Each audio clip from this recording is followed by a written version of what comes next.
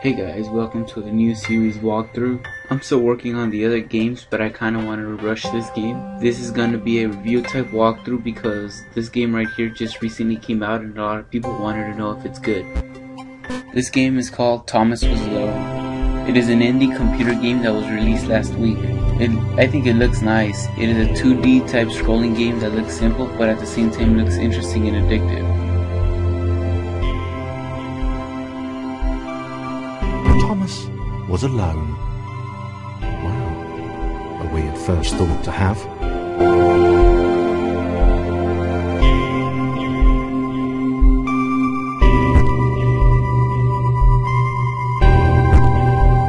Thomas decided to start listing his observations for posterity. 1. The whole alone thing. 2. Portals. They led somewhere. He'd yet to work out where. 3. Falling. Thomas was absolutely fantastic at falling. He was almost as good at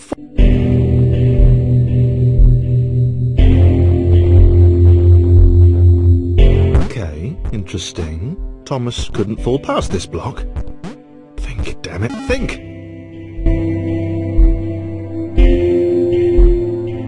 A big jump. But Thomas noted there was no real danger in missing it. My first impression of the game was that it doesn't really get boring because of all the new stuff the game adds every few other levels. I really think this game's gonna do well after it picks up a little attention. The world was not Well, enjoy the game, and I'm gonna be finishing up the whole walkthrough of this, so enjoy.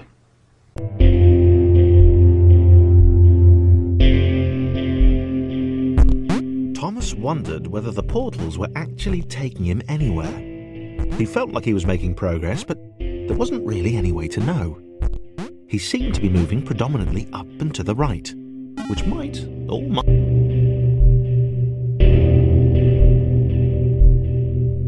It might have been paranoia again, but Thomas could have sworn the world was becoming more complicated. It always seemed to be one step ahead of his skills. It had been designed just for him. He wondered why. Was the world testing him? No, too obvious.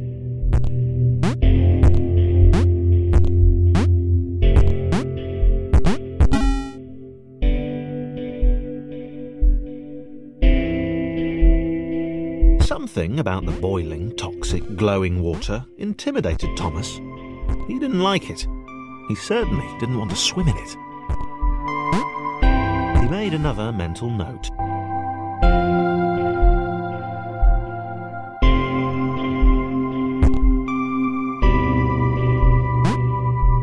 The loneliness was getting to Thomas. No amount of observation or obsessive note-taking could combat that.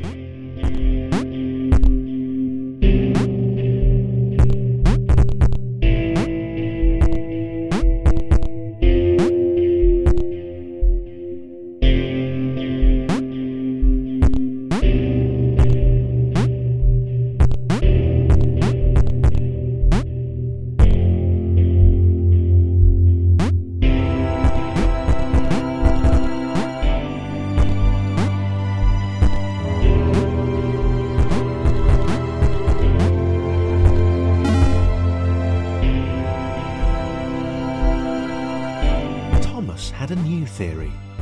The world was training him. He could feel himself getting smarter. There was the mental list to consider. Over the minutes and seconds since his spontaneous generation, he'd become a pretty skilled jumper. He was evolving. He just wished he had someone to share it with.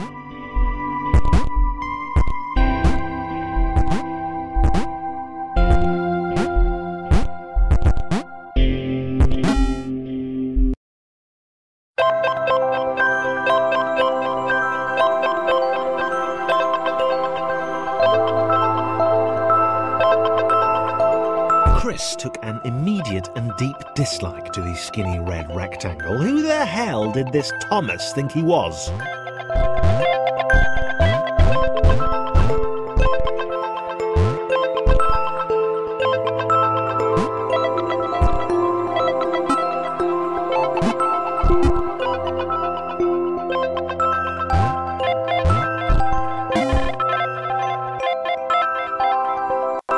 had been doing fine. He wasn't the highest jumper, but he'd held his own. He'd even been graceful at times. Well, not actually. Not technically graceful. It's probably the wrong word, but, you know, fine. There was that skinny little runt leaping about like he owned the place.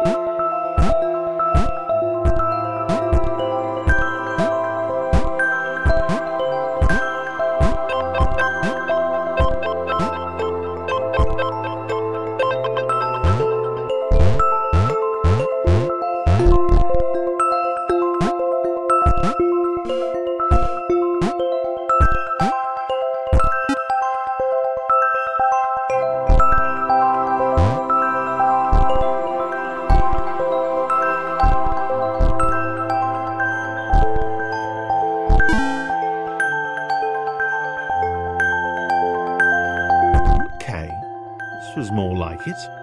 A glowy white thing. Only Chris could get to it, which of course made it all the more enticing. What would it do? What new opportunity might this switch open up to him? Great. Another chance for Thomas to jump slightly higher than Chris. How fortunate. Seriously, this made the whole switch pressing thing entirely worthwhile.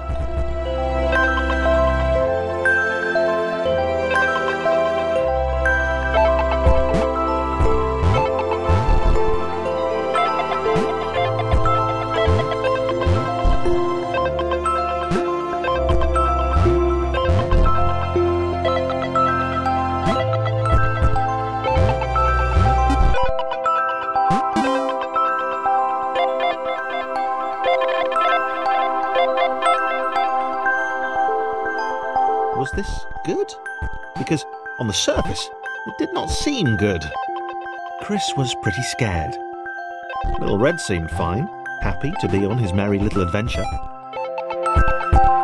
Chris couldn't shake the feeling that things had taken a significant turn for the worse since Thomas had joined him. Sure, he'd been able to piggyback his way to ever so slightly higher platforms, but where had that got him? Well, to ever so slightly higher platforms, which was sort of his point.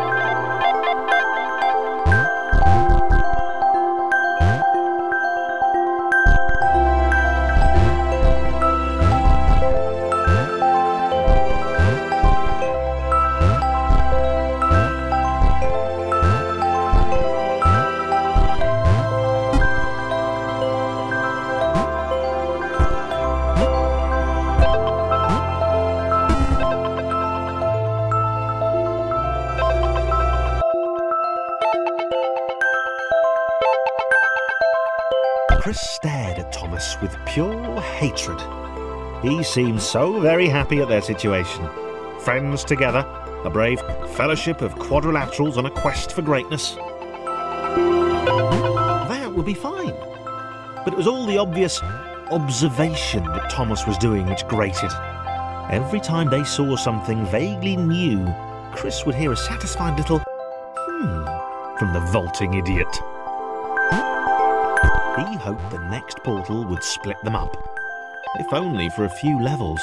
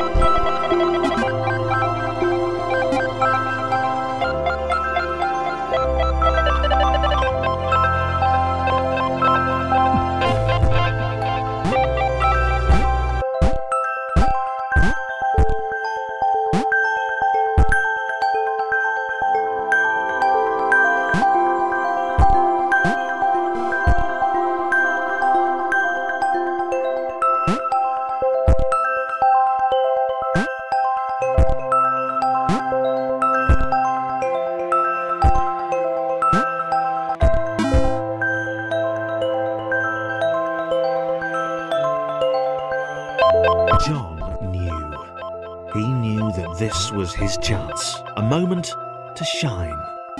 This was game day.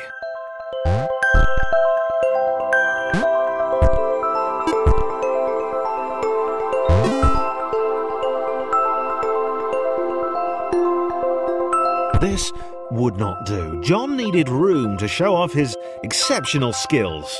As it was, he was trapped on the wrong side of these little dot things. Where did they come from, anyway?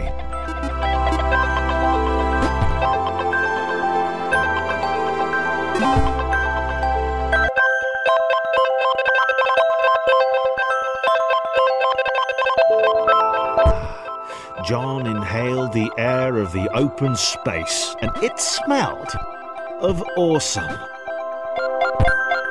Time to flex those muscles, to put his training to use, time to show those little dots how it was done. John decided to press the switch, to let the little dots catch up with him. John cared for his new allies. You could tell from the sympathetic expression he'd practiced in the mirror all these years.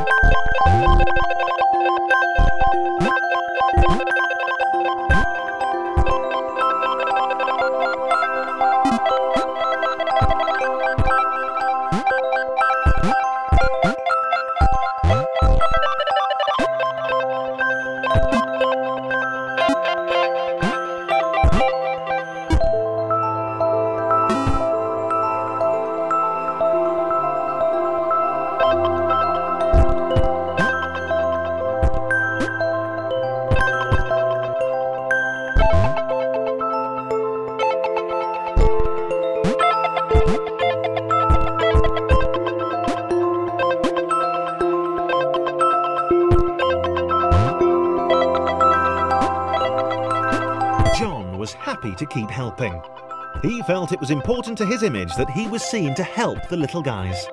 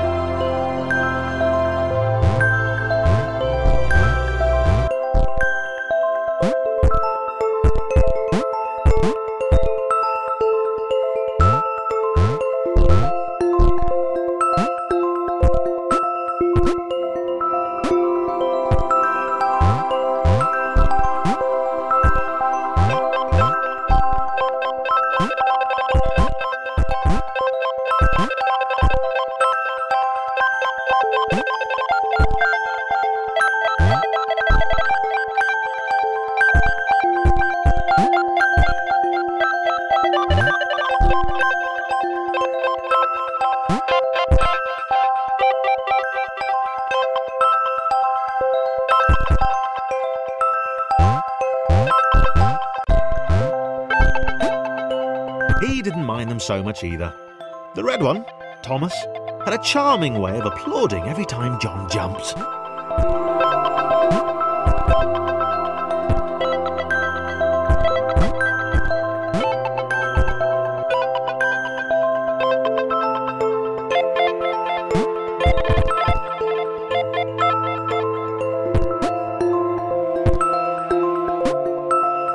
The angry orange one was less immediately likeable, but his unremitting cynicism and tutting amused John.